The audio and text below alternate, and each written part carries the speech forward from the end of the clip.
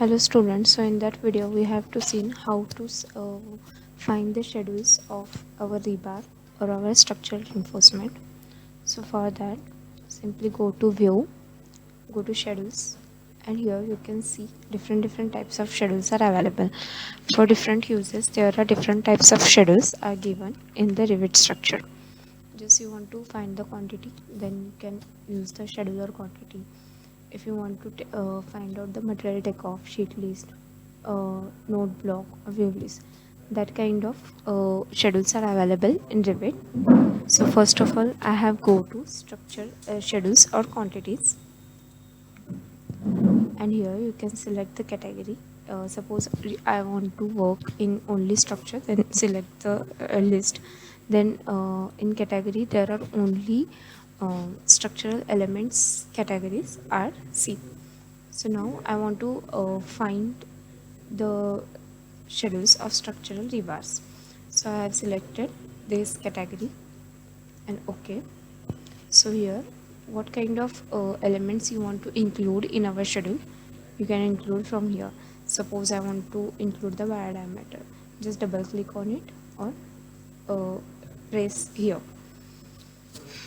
Suppose bar length, then cost of it, or whatever the points you want, you can select from here.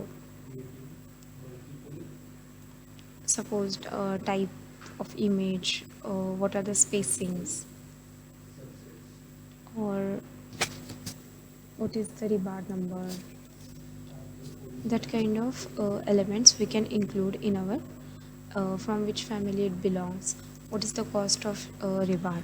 If you put the cost of rebar in that, you can see this, or bending diameter, that kind of schedules I have selected. Like I want to make a schedule of that things, and just OK.